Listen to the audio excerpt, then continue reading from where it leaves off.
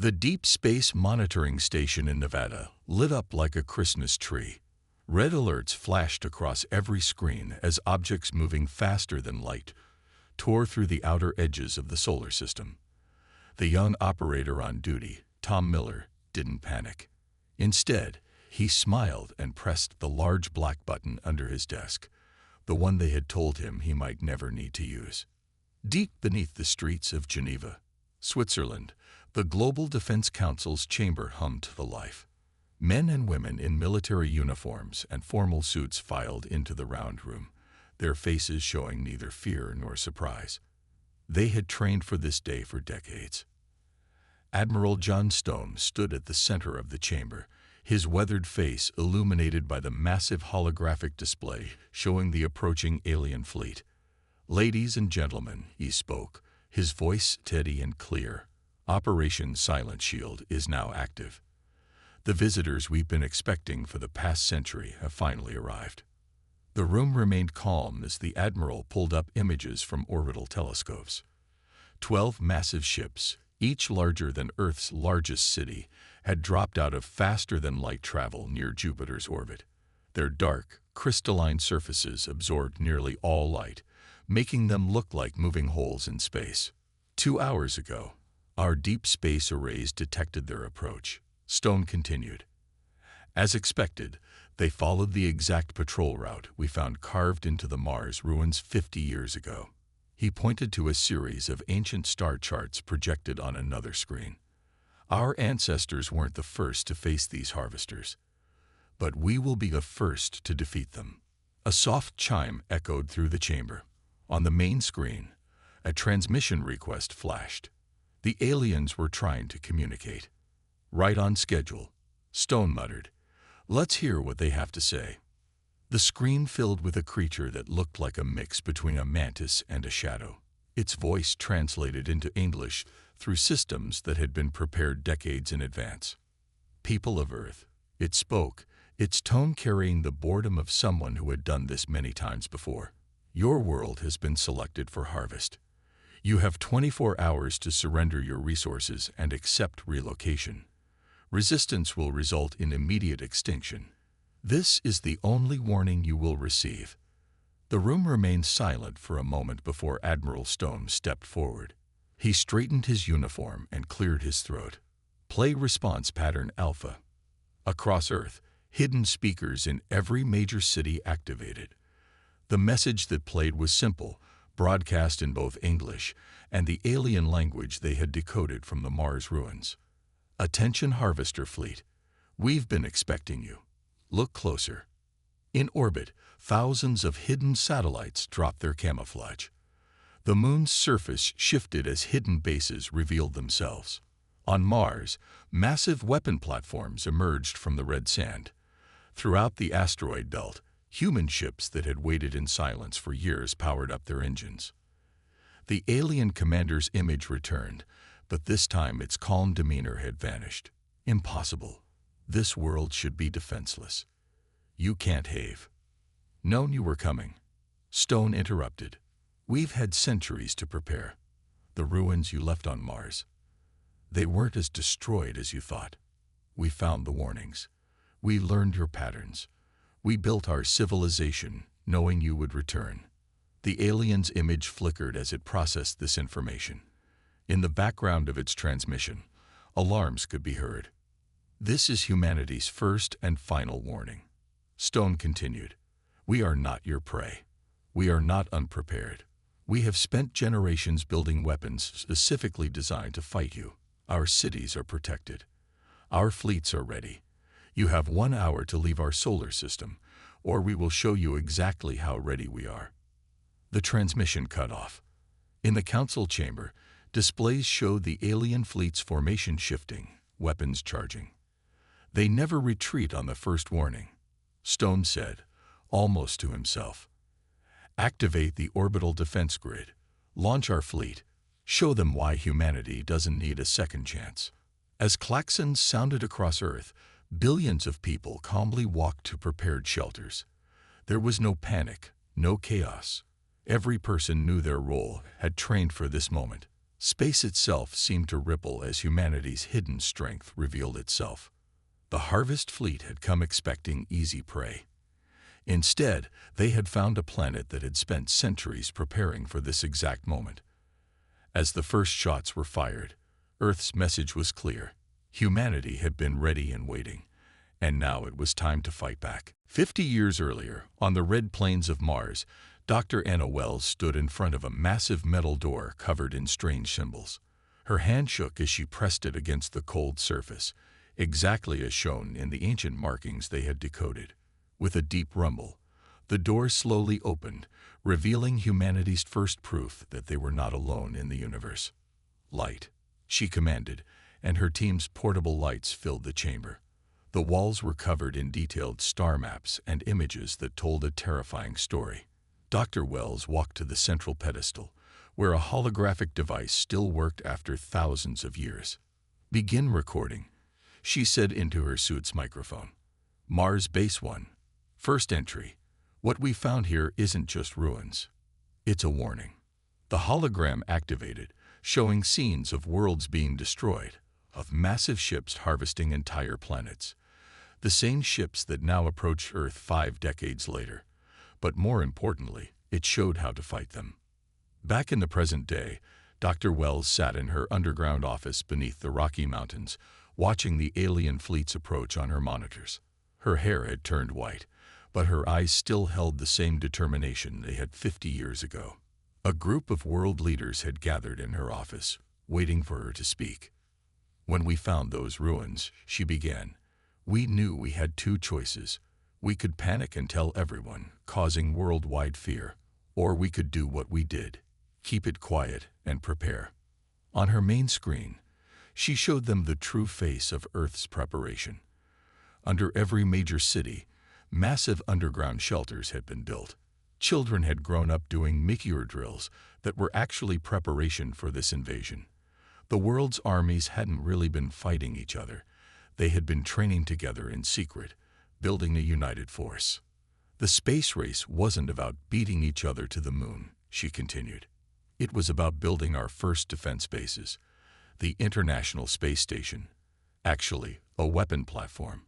Those climate change bunkers, they're really invasion shelters.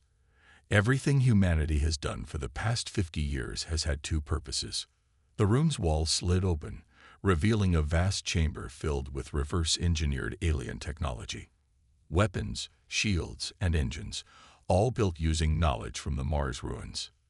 "The aliens left us a gift without knowing it," Dr. Wells explained. "They left behind their technical data, their weaknesses, and most importantly, their battle plans. They harvest worlds in the same pattern, over and over. We knew exactly when they would come." One of the leaders spoke up. "But the public protests, the wars, the conflicts." Dr. Wells smiled. "A show, mostly. We needed the harvesters to think we were divided and weak. Every major world leader for the past 50 years has known the truth. Those wars, careful acts designed to hide our unity. Military budgets, secretly pooled into our real defense program." She walked to a window overlooking an enormous underground city. Millions of people lived their normal lives in these backup cities, built over decades in secret.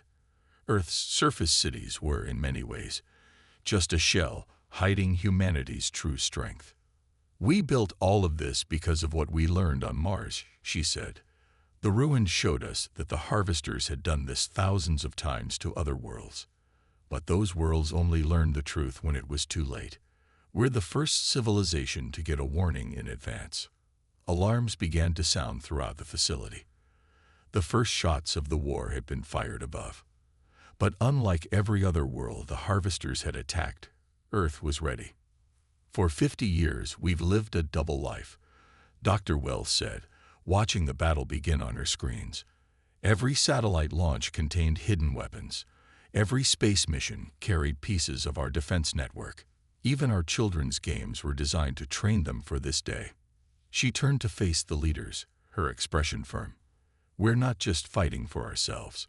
We're fighting for every world these harvesters have destroyed, and every world they plan to destroy after us. Humanity isn't just defending Earth. We're going to end their harvest cycle forever. Above them, humanity's true power was revealing itself. 50 years of preparation were about to show the harvesters that they had made a terrible mistake. They hadn't found another helpless world to harvest. They had found the one world that was ready for them. The harvester ships launched their first attack exactly as the Mars ruins had predicted. Thousands of smaller craft poured from their motherships, heading straight for Earth's major cities. They expected to find helpless targets. Instead, they found humanity waiting. Shield network activating now, Captain Robert West announced from his control station deep under the Pacific Ocean. His fingers moved across the control panel, activating systems that had waited decades for this moment. Above, the sky changed color.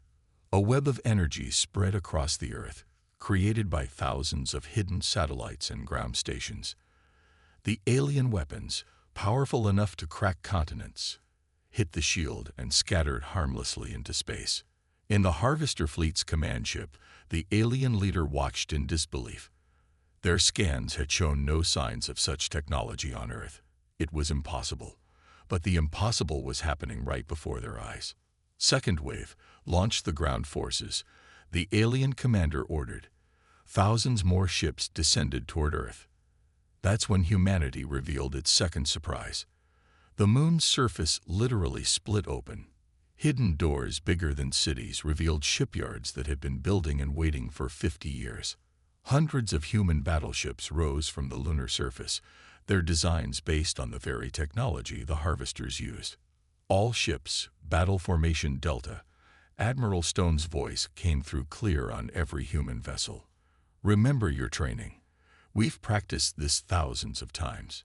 Now we do it for real. The human fleet moved with perfect coordination. Their ships, smaller than the harvester vessels but far more numerous, split into precise attack groups. Each group targeted specific weak points on the harvester ships, weak points that humanity had learned about from the Mars ruins. From Mars itself came the third surprise. The red planet's polar ice caps shifted, revealing massive weapon platforms.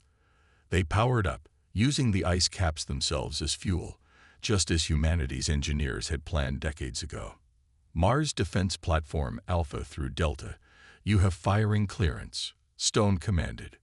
Show them why we spent so much time on the red planet. Beams of energy shot from Mars, crossing the space between planets in seconds. They struck the Harvester Fleet's rear ships, targeting their engine systems with deadly accuracy. Two of the massive alien ships lost power immediately, their crews never expecting an attack from that direction. The alien commander's voice boomed across all frequencies. This is impossible. You are a primitive species. You should not have this technology. Admiral Stone's reply was calm and clear, broadcast from his command ship. We found your testing ground on Mars. We found everything you left behind. For 50 years, we studied it all. We rebuilt it. We improved it. Every piece of technology you're facing, it's your own, turned against you. The battle spread across the solar system. Human ships launched from the asteroid belt, where mining operations had actually been weapons factories. More vessels emerged from hidden bases on Jupiter's moons, catching the Harvester Fleet in a perfect crossfire. You've done this thousands of times to other worlds. Stone continued, his voice heard by every alien ship. But Earth is different. We had warning. We had time. And most importantly, we had your own technology to study. The harvester ships tried to retreat, to regroup, but found their faster-than-light drives wouldn't work. Another of humanity's hidden weapons, gravity anchors built into the orbital paths of the planets themselves, kept them trapped in normal space. In orbit around Earth, the battle reached its peak. Human ships moved in perfect formation, their crews showing the results of generations of training. The night sky lit up with weapons fire, but Earth's shield held firm. Not a single alien weapon reached the surface. Attention Harvester Fleet, Stone broadcast one final time. You have a choice. Surrender now, or we will be forced to show you even more of what we've learned from your mistakes. You left us a 50-year head start. We used it well." As the battle continued, humanity's message was clear. They weren't just fighting back, they were winning. The harvesters had expected to find another easy target. Instead, they had found a civilization that had turned their own technology and tactics against them. Earth wasn't just ready for this fight. They had been preparing for it longer than some of their defenders had been alive.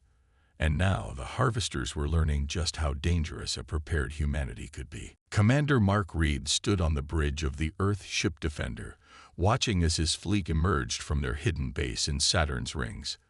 For 20 years, humanity had hidden ships here, disguising them as chunks of ice and rock. Now, these ships would show the harvesters humanity's true power. "All ships report ready," his second-in-command reported.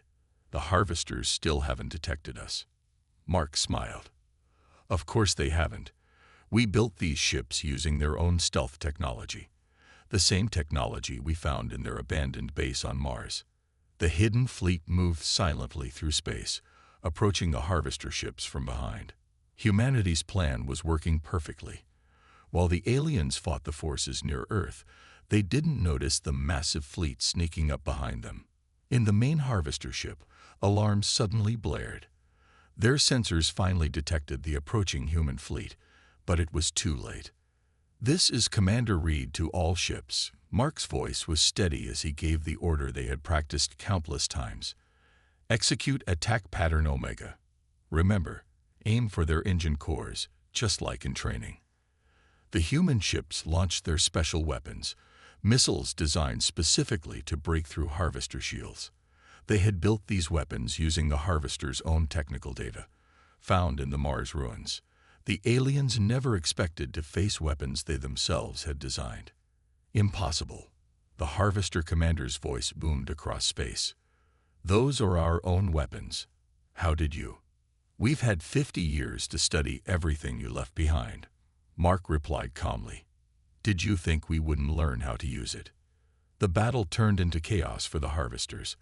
They found themselves caught between two human fleets, the defensive forces near Earth and the hidden fleet from Saturn.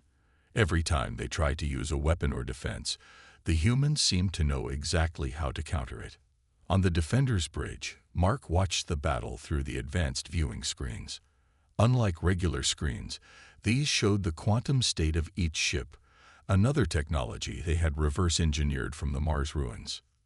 "Sir," his communications officer called out, "the harvester ships are trying to contact their home fleet for reinforcements." Mark nodded. "Let them try. Our quantum interference network is blocking all their long-range communications, another gift they left us on Mars." The human fleet moved with perfect precision. Unlike the harvesters, who relied on overwhelming force, humanity had spent decades practicing for this exact battle. Every ship knew its role. Every weapon had a specific target. "They're trying to regroup," Mark observed. "Just like the simulations predicted. All ships, execute maneuver Delta 7. The human fleet split into smaller groups, each targeting a different harvester ship. They had practiced this move thousands of times in secret training exercises throughout the solar system. Now, that practice was paying off. One by one, the massive harvester ships lost power. Their own weapons, turned against them by human engineers, shut down their vital systems. The aliens had never faced an enemy who understood their technology so well. "Commander," his science officer reported, "we're picking up some strange readings from their command ship. They're trying to activate some kind of new weapon." Mark checked his displays and smiled again. "No, they're not. They're realizing they've lost. That reading is their emergency escape system powering up, just like the Mars data said they would." The largest harvester ship suddenly turned, trying to break free from the battle. But humanity had planned for this too. Hidden weapons platforms in the asteroid belt activated, creating a gravity well that trapped the alien ships in normal space. "Attention Harvester Command," Mark broadcast. "Your ships are trapped. Your weapons are useless. You've lost this battle. For the first time in your history, You found a species that was ready for you." As the battle wound down, Mark looked at his crew. Every person on his ship had trained their entire life for this moment. Their parents had trained for it. Earth had spent 2 generations preparing for this one battle. "Send word to Admiral Stone," Mark ordered. "Phase 4 complete. The Harvester's main fleet is contained. Earth is ready to begin the final phase of Operation Silent Shield." The Harvester ships, once so powerful and terrifying, now floated powerless in space. They had come expecting to find easy prey.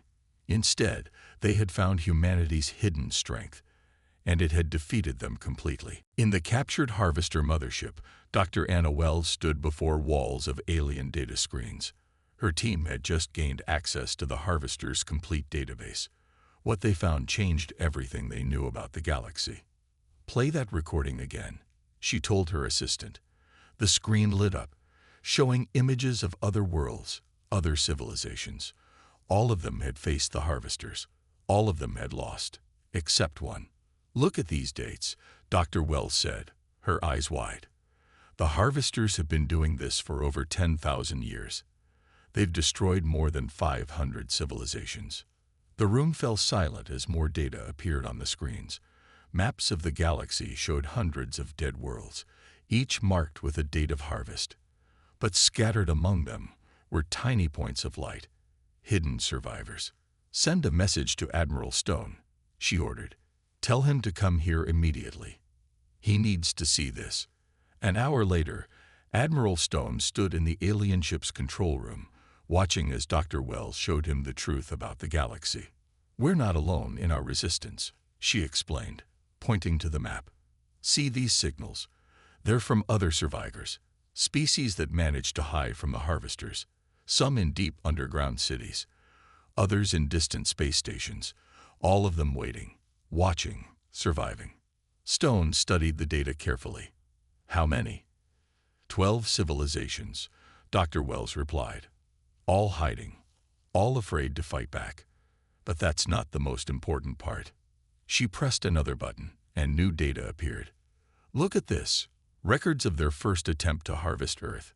The screens showed images from 300 years ago. Harvester scout ships had visited Earth, hiding behind the moon, watching humanity. "They've been watching us for centuries," she continued. "But they made one huge mistake. They didn't check Mars carefully enough. They didn't realize their old base was still intact. They didn't know we would find it." Stone smiled. "And that's why Earth was different. We had warning. We had time to prepare." "Exactly," Dr. Wells nodded. "Every other world they attacked only knew about the Harvesters when it was too late.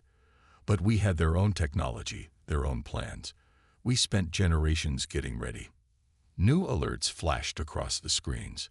The Harvester database was sending out automatic distress calls.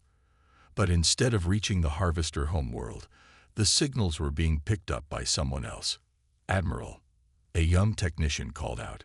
"We're receiving responses from the hidden survivors. They've been waiting for this moment, waiting for someone to finally beat the Harvesters." The first message came from deep under the oceans of a distant world. Another came from a space station hidden in a nebula. A third from underground cities on a frozen planet.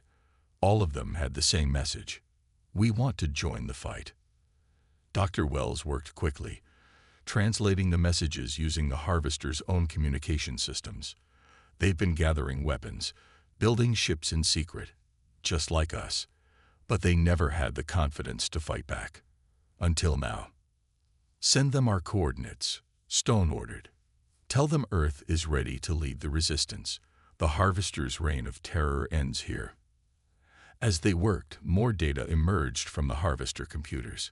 Battle plans for future harvests, lists of targeted worlds, maps showing the location of young civilizations that would soon face the Harvester's attacks. "We can save them," Dr. Wells said softly. "All those worlds that don't even know they're in danger. We can warn them, help them prepare, just like the Mars ruins helped us." Admiral Stone nodded. "Earth won't just be the first world to defeat the Harvesters. We'll be the first to help others fight back." Outside the captured ship, Earth's fleet held position around the defeated Harvester forces. But now they weren't alone. Across the galaxy, hidden survivors were emerging from their shelters. Ships that had waited centuries in secret were powering up their engines. The Harvesters had spent thousands of years bringing death to the galaxy, but they had finally met their match in humanity. And now the survivors they had failed to finish off were uniting, ready to fight back. Earth's victory wasn't just a single battle won. It was the beginning of a revolution that would change the galaxy forever. Earth's solar system became a gathering point for ships unlike anything humans had ever seen. They came from hidden places across the galaxy, survivors of the Harvesters' attacks, finally emerging from centuries of hiding. Admiral Stone stood on the observation deck of Earth's space station, watching as the alien ships arrived. Some were biological, looking like giant space whales. Others were made of pure crystal. Each represented a civilization that had barely escaped destruction. "The Deepwater people have arrived," his aide reported. "Their ship just came through the Jupiter Gate." The massive ship was filled with water, home to beings that looked like a cross between dolphins and humans. They had hidden in the depths of their ocean world for 300 years after the Harvesters destroyed their surface cities. "How many civilizations have answered our call now?" Stone asked. 11 out of the 12 survivors," the aide replied. "The last one, the crystal mines, are on their way. They'd been hiding inside a sun for the past 1,000 years." In the station's great meeting hall, representatives from each civilization gathered. Some appeared as holograms, others wore special suits to survive in Earth's atmosphere. All of them had the same look in their eyes: hope for the first time in centuries. Dr. Wells stood at the front of the hall, showing them what humanity had learned from the Mars ruins. "Earth's victory wasn't just luck," she explained. "We had their technology, their battle plans, and now we can share everything we know." The alien leaders watched in amazement as she showed them Earth's defensive systems, the shield network, the hidden fleets, the weapons specifically designed to fight the Harvesters. A being made of living crystal spoke up.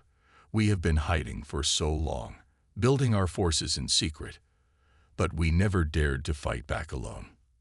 "You're not alone anymore," Stone replied. "Earth proved they can be beaten. Together, we can end their terror forever." The meeting hall's screens lit up with urgent news. The Harvesters' main fleet had received the distress calls from their defeated ships. They were coming, with a force 100 times larger than what Earth had faced. But this time, Earth wasn't facing them alone. "We have 2 weeks before they arrive," Stone announced. "Together, we can prepare a welcome they'll never forget." The Alliance got to work immediately. Each civilization brought their own unique technology and knowledge. The Deepwater people shared their biological ships that could heal themselves. The crystal mines brought weapons powered by stellar energy. Others contributed cloaking devices, shield technology, and battle strategies. Earth provided the leadership and the battle plan. For the first time, the survivors weren't just hiding. They were getting ready to fight back. "Look at this," Dr. Wells told Stone as they watched the combined fleet practice battle formations near Mars. "Every civilization added their own improvements to the Harvester technology we found. Together, we're more advanced than the Harvesters themselves." The Allied fleet was massive. Ships of all sizes and shapes moved together in perfect formation, learning to fight as one. The Harvesters had never faced anything like this. A week before the Harvester fleet was due to arrive, Stone called all the Allied leaders together again. "For too long, the Harvesters have spread fear across the galaxy," he said. "They've destroyed countless worlds, forced the survivors into hiding, made us all live in fear." The alien leaders nodded in agreement. "But that ends now," Stone continued. "Earth showed they can be beaten. Together, we'll show them they can be destroyed. This isn't just about defending our worlds anymore. It's about freeing the galaxy from their terror." The final preparations began. The combined fleet took up defensive positions throughout the solar system. Earth's shield network was expanded using technology from all the Allied species. New weapons were installed on every ship. As they waited for the Harvester fleet to arrive, Stone looked out at the assembled allies. Each ship represented a civilization that had suffered, hidden, and survived. Now they were ready to fight back. The Harvesters were coming to punish Earth for daring to resist. Instead, they would find themselves facing the combined strength of every civilization they had failed to destroy. The galaxy's survivors were done hiding. This time, they were ready to fight. The Harvester main fleet appeared at the edge of the solar system, 500 massive ships strong. They expected to find a single rebellious planet. Instead, they found the combined might of every civilization they had failed to destroy. Admiral Stone stood on his command ship's bridge, watching as the enemy approached. "Send the message," he ordered. "Let them hear the voice of every world they tried to destroy." The message broadcast across space in 100 different languages, each from a civilization the Harvesters had attacked. To the Harvester fleet, "You have terrorized this galaxy for too long. Every world you see before you is one you try to destroy. Every ship in our fleet represents survivors of your attacks. We are the ones you failed to finish off. And now, we stand with Earth." The Harvester ships slowed, their sensors taking in the massive Allied fleet before them. Ships made of crystal flew beside living space creatures. Earth's metal warships formed up next to vessels of pure energy, all of them ready for battle. They're charging weapons. Commander Reed reported from his position near Saturn. "All ships, execute battle plan unity," Stone commanded. The Allied fleet moved as one, putting into action the strategies they had practiced. Each species knew their role, using their unique strengths. The Harvesters struck first, launching a massive wave of attacks, but they found their weapons useless against shields built with the combined technology of 12 different civilizations. Earth's defense network, enhanced by alien science, held strong. "Crystal mine ships, begin your attack," Stone ordered. The crystal ships moved forward, their solar-powered weapons burning through Harvester shields like they weren't even there. The Deepwater people's living ships absorbed enemy fire and healed themselves. Earth's warships struck with precision, hitting weak points they had learned about from the Mars ruins. Each allied species added their strength to the fight. In the Harvester command ship, panic spread for the first time in their long history. Nothing in their experience had prepared them for this unified resistance. "Their shields are failing," Dr. Wells reported from her station, monitoring the battle. "They never updated their technology. They never thought they'd face their own weapons used against them." The battle spread across the solar system. Near Jupiter, Commander Reed led a force of Earth ships and crystal vessels in a decisive strike against the Harvesters' right flank. The Deepwater people's living ships protected Earth itself from any stray attacks. "They're trying to retreat," Stone observed, but the Allies had planned for this. The crystal mines activated their stellar technology, creating a field that prevented faster-than-light travel. The Harvesters were trapped, facing the combined power of all their past victims. Stone opened a channel to the Harvester command ship. "This is humanity's final warning to you. We are not alone. We are not afraid. The galaxy's survivors stand together." The battle reached its peak. Harvester ships fell one after another, their ancient technology no match for the combined innovations of 12 civilizations. The survivors they had forced into hiding had used their time well, developing new weapons and defenses. As the last Harvester ships were captured or destroyed, Stone sent out a new message, not to the Harvesters, but to the galaxy itself. "To all civilizations out there, you no longer need to fear the Harvesters. Earth and its allies stand ready to protect any world they threaten. The time of hiding is over. The time of unity has begun." In the days that followed, more signals came in from across the galaxy. Other survivors, hidden so well even the first 12 hadn't known about them. Young civilizations just reaching for the stars, all of them ready to join the new alliance. 1 month later, Dr. Wells made a discovery in a distant star system. New ruins, left by an unknown species. But these ruins were different. They showed images of Earth, of the Great Battle. They called humanity the shield makers, the ones who taught the galaxy to fight back. Admiral Stone stood with the Allied leaders on Earth's space station, watching ships from 50 different worlds work together to build a new defense network. The Harvesters spent thousands of years spreading fear, he said. They never realized they were also spreading the seeds of their own defeat. Every world they attacked, every civilization they forced into hiding, became part of the force that finally stopped them. The galaxy was changing. The age of fear was over. And it had all started because humanity found a warning on Mars and decided to be ready. In the end, humanity's final warning became the galaxy's new beginning.